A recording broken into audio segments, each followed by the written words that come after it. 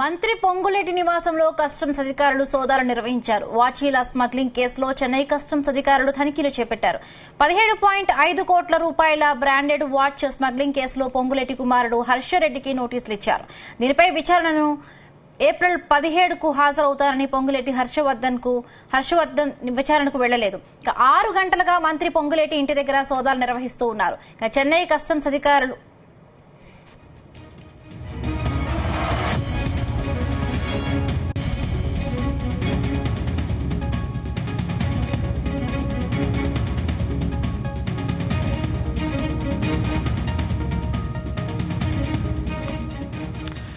మంత్రి పొంగులేటి నివాసంలో కస్టమ్స్ అధికారులు సోదాలు నిర్వహించారు. వాచీల స్మగ్లింగ్ కేసులో చెన్నై కస్టమ్స్ అధికారుల తనిఖీలు చేపట్టారు. 17.5 కోట్ల రూపాయల బ్రాండెడ్ వాచ్ స్మగ్లింగ్ కేసులో పొంగులేటి కుమారుడు హర్షరెడ్డికి నోటీసులు ఇచ్చారు. దీనిపై విచారణకు ఏప్రిల్ 27 హాజరవుతానని పొంగులేటి హర్ష విచారణకు వెళ్లలేదు. దీంతో 6 గంటలుగా మంత్రి పొంగులేటి ఇంటి దగ్గర సోదాలు నిర్వహిస్తున్నారు చెన్నై కస్టమ్స్ అధికారులు.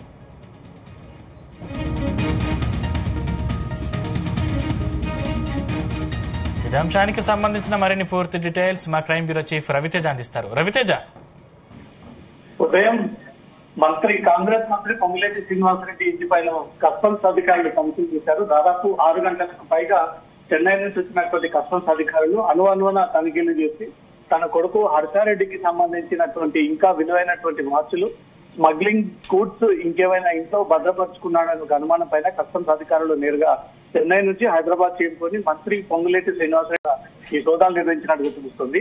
ఈ సోదాల్లో ఏమేమి ఇంట్లో నుంచి రికవరీ చేశారనే దానిపై మాత్రం చెన్నై అధికారులు మరి కాసేపట్లో ఆన్లైన్ ద్వారా ఈ విషయాలను కూడా మీడియాకు నోట్ రూపంలో రిలీజ్ చేసేటువంటి అవకాశాలు కనబడతా ఉన్నాయి.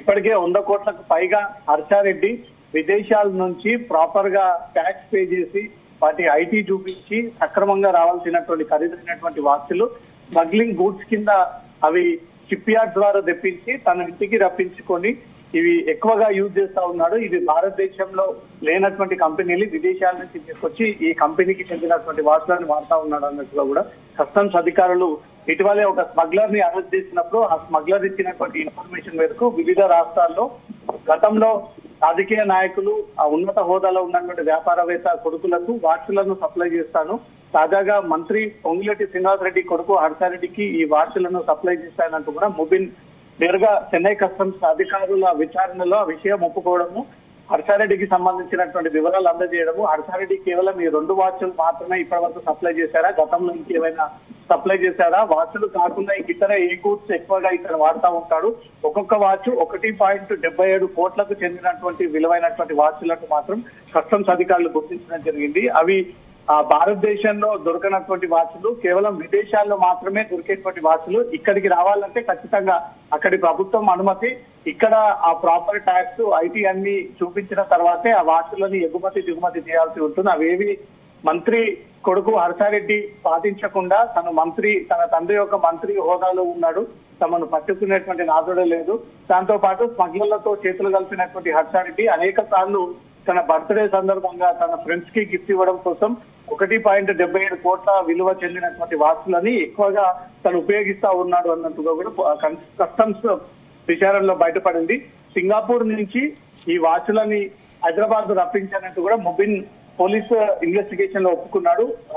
ఒక్కొక్క వాచ్ 1.77, మరో వాచ్ 1.75. ఈ 2 కూడా 2 కంపెనీలకు చెందినటువంటి ఖరీదైనటువంటి వాచ్లు అన్నట్టుగా కూడా గుర్తించడం జరిగింది. అవి కేవలం తన ఉపయోగం కోసమే, తను వాడుకోవడం కోసమే ఈ వాచ్లను తీసుకొచ్చాడా, తన స్నేహితులకు గిఫ్ట్ ఇవ్వడానికి లేదా వారి కుటుంబ సభ్యులకి గిఫ్ట్ ఇవ్వడం కోసం ఈ వాచ్లని నిత్యం స్మగుల్డ్ గూడ్స్ కింద తెప్పించుకొని వాడుతా ఉన్నాడా, ఈ వాచ్ ఎన్ని ఇప్పటి వరకు తెప్పించాడు, 100 కోట్లకు పైగా స్మగుల్డ్ గూడ్స్ హర్షారెడ్డి సింగపూర్ నుంచి ఇతర దేశాల నుంచి కూడా ఈ మొబిన్ అనే మధ్యవర్తి నుంచి ఇది తెప్పించుకొని ఆ స్మగ్లింగ్ వ్యక్తి నుంచి కూడా తీసుకొచ్చి ఇవన్నీ కూడా తను వాడుకుంటా ఉండాలనేది కూడా కస్టమ్స్ అధికారులు హర్షారెడ్డిని ఇన్వాల్వ్ చేస్తూ అతని పైన కేసు నమోదు చేసి ఏప్రిల్ 3వ తేదీన కస్టమ్స్ అధికారుల ముందు విచారణ హాజరు కావాలని చెప్పినప్పుడు అదే ఏప్రిల్ 27వ తేదీన హాజరవుతాను, తను డెంగ్యూ ఫీవర్ తో బాధపడతా ఉన్నాను అనే విషయాన్ని తెలియజేయడము, మళ్ళీ నెక్స్ట్ మంత్ ఏప్రిల్ ముగిసిన తర్వాత మే 1వ తేదీన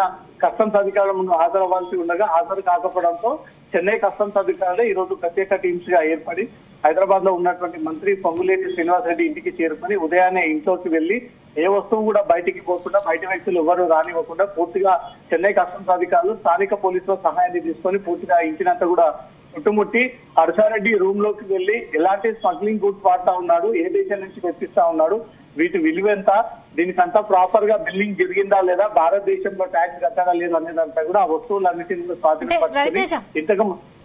ఇప్పుడు కస్టమ్స్ అధికారులు ఇంకా పొంగులేటి హర్షారెడ్డి అంటే పొంగులేటి శ్రీనివాసరెడ్డి ఇంట్లోనే ఉన్నారా?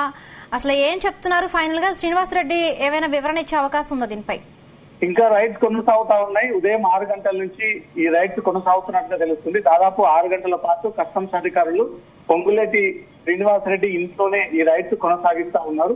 హర్షారెడ్డి బ్యాంక్ అకౌంట్స్ కూడా పరిశీలిస్తా ఉన్నారు. అతని పూర్వ ట్రాన్సాక్షన్స్, అతని మొబైల్లో ఇటీవల జరుగుతున్నటువంటి ట్రాన్సాక్షన్స్, స్మగ్లర్ ముబీన్ కి హర్షారెడ్డికి గల కాంటాక్ట్స్ ఎలా ఏర్పడ్డాయి, కేవలం స్మగ్లింగ్ చేపడుతున్నటువంటి ముబీన్ ఒక్కడి పేరుతోటే ఇతను టచ్ లో ఉన్నాడా, అనేక మంది భారతదేశంలో స్మగ్లింగ్ చేసేటువంటి వ్యక్తులతో హర్షారెడ్డి టచ్ లో ఉన్నాడా, ఒక వాచ్లే తెప్పిస్తా ఉన్నాడా, ఇంక ఇతర బ్రాండెడ్ గాగుల్స్ గానీ, గోల్డ్ గానీ, సిల్వర్, డైమండ్ లాంటివి మెటీరియల్ ఏదైనా తెప్పిస్తా ఉన్నాడా, ఇవన్నీ కూడా భారతదేశంలోకి రావాలంటే ప్రాపర్ గా ఇవన్నీ ట్యాక్స్ పే చేసి రావాల్సి ఉంది. ఇవన్నీ ప్రాపర్ గా రావట్లేదు, స్మగ్లింగ్ లో భాగంగా వస్తా ఉన్నాయంటూ మాత్రం చెన్నై అధికారులు గుర్తించారు. చెన్నై షిప్ యార్డ్ కి ఎక్కువగా హర్షారెడ్డి వచ్చి ఈ వస్తువులన్నీ కూడా కలెక్ట్ చేస్తున్నటువంటి కొంత ఎవిడెన్స్ కూడా అధికారులకు దొరికింది. అందుకే హర్షారెడ్డి కూడా నోటీసులు అందజేసి స్మగ్లర్ ముబీన్ కి, హర్షకు ఇప్పటి వరకు జరిగినటువంటి ట్రాన్సాక్షన్ విలువ ఎంత, ఎన్నిసార్లు జరిగింది, ఏ ఐటమ్స్ ని తెప్పించుకున్నారు, దీంట్లో ఎన్ని ఐటమ్స్ ఇప్పటి వరకు లెక్కలో లేనటువంటి ఐటమ్స్ ఎన్ని ఉన్నాయి, లెక్కలోకి వచ్చినటువంటి ఐటమ్స్ ఎన్ని ఉన్నాయి, ఇవన్నీ కూడా కస్టమ్స్ అధికారులు వెనక్కి తీయాల్సినటువంటి బాధ్యత ఉంది. కాబట్టి ఈ రోజు రైడ్స్ జరిపి ఈ విషయాలన్నీ కూడా రైడ్స్ ముగిసిన తర్వాత మీడియా సమావేశం కానీ, మీడియా నోటు ద్వారా కానీ మంత్రి పొంగులేటి శ్రీనివాసరెడ్డి ఇంటిపైన సోదాలు చేసినప్పుడు ఎంత మేరకు అక్రమాలకు పాల్పడ్డాడు, తన కొడుకు ఎంత అవినీతికి పాల్పడ్డాడు, ఎన్ని ఇలాంటివి స్మగ్ల్డ్ గూడ్స్ తెప్పించి హైదరాబాద్ లో తను వాడుకుంటా ఉన్నాడు అనేటువంటి మాత్రం కస్టమ్స్ అధికారులు మరి కాసేపట్లో ఒక క్లారిటీ ఇచ్చేటువంటి అవకాశం ఉంది. ప్రస్తుతం పొంగులేటి శ్రీనివాసరెడ్డి ఇంట్లో రైడ్స్ ఇంకా కొనసాగుతా ఉన్నాయి. Right, thank you Raviteja, thanks for the updates.